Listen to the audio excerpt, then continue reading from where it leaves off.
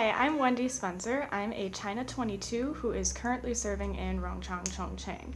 I just want to talk a little bit about stress during PST. It's pretty common to hear from volunteers in a lot of different Peace Corps countries, not only in China, that PST was maybe one of the most overwhelming points in their service. And it makes sense because there is a lot happening right away as soon as we arrive in country. So I just want to talk a little bit about some of the things that you might experience that might feel a little overwhelming, might cause you to feel a little stressed, and then also talk about some tips, some things that I did that helped improve my summer and get me ready to go for the rest of service afterwards, after we moved to site. For a lot of you, like me, it might be your first time coming to China. And if that's the case, you might be experiencing a lot of new things for the first time. Especially dealing with the language aspect can be difficult.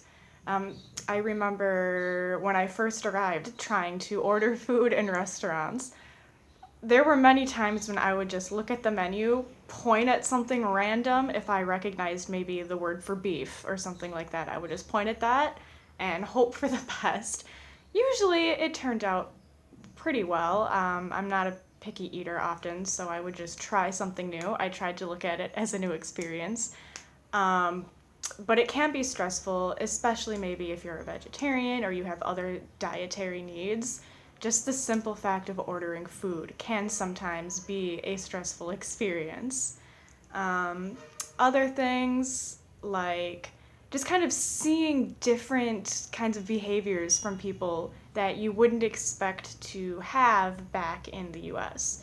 For example, old people hacking loogies is a very common occurrence in China. It might happen right next to you. It might happen from above you if you're walking next to a tall building. Um, it's a thing. Um, the food maybe will be very different from what you were expecting. It might be spicier than you are used to eating. In Chengdu, it's probably going to be oilier than you're used to eating.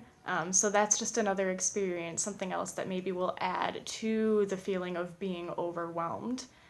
Um, and I think one of the things that makes it so stressful is that during PST, we often don't really have enough time to stop and process all of these new experiences that we're having.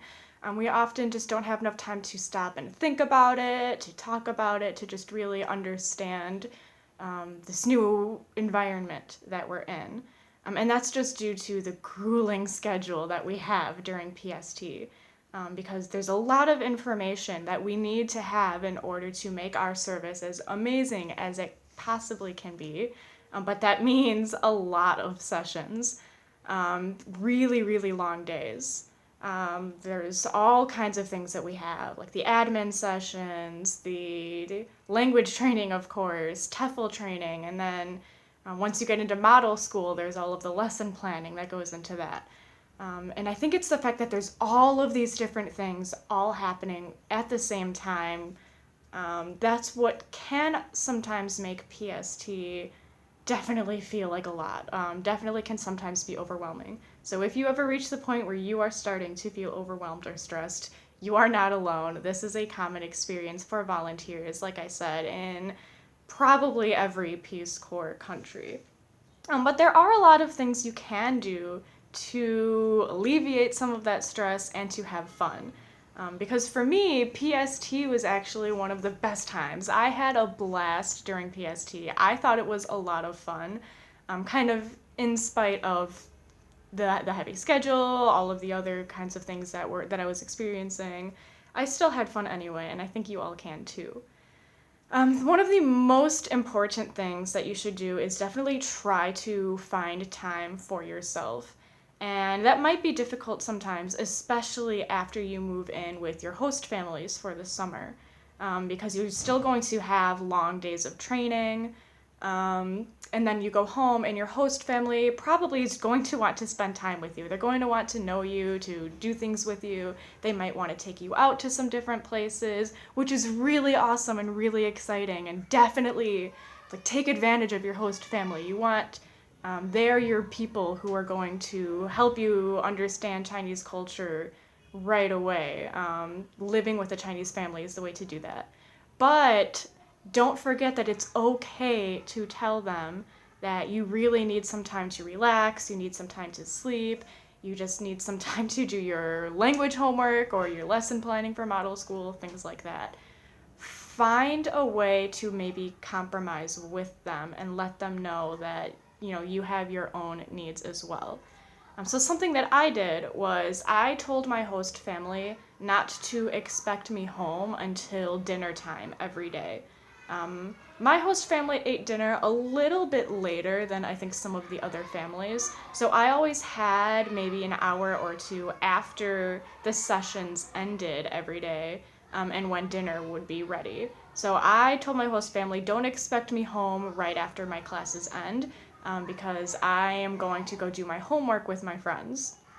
So I would usually find the coffee shop at my training site, and I would hang out with other volunteers. Sometimes the site manager would stop by, which was a lot of fun. And we would either practice Chinese together, which is good because that's really good practice, in terms of ordering coffee or different food, things like that. Maybe we would lesson plan together during model school, do other homework assignments. And if there was no homework, then we could just chill and relax. And having that time set aside for me every day was awesome and my host family was super cool with it. They did not mind. I just needed to tell them where I was at. As long as they knew where I was, they knew that I was okay. They weren't worried about it. Another thing that you should do is kind of try to identify people that you can talk to when you start to feel overwhelmed. For me, one of the ways that I really like to kind of de-stress is to just vent. Sometimes I just need somebody to talk to where I can just talk my way through my problems, maybe try to find a solution if that's necessary. It's really important to find the people that you can talk to. And of course, there's always VSV, volunteers supporting volunteers. There's always those people to talk to. But if you can't access them for whatever reason, definitely try to find some volunteers too that you can talk to. Like people in your cohort, I think is important to try to find, or other people at your training site. But when you identify those people, it's also important to not cross the line between venting, just dumping the negativity out so that you can carry on with positivity for the rest of your day. Try not to cross that line into just, complaining and reaching, I guess, Debbie Downer territory.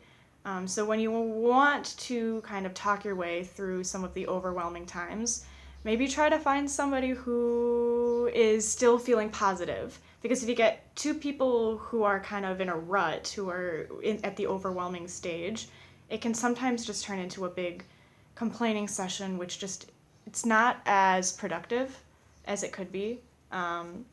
You might just end up kind of bringing each other down. So instead, try to find somebody who's still high, so you can kind of balance each other out, You can just work your way through your problems, then move on, and you can have a really great rest of your day, rest of your summer, things like that.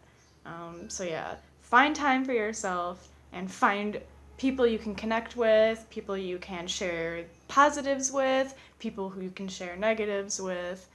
That is what I did, and that's how I had such an awesome summer. So good luck for the rest of PST. I'm so excited that you're all here. I hope your summer is just as fun as mine was. I'll see you.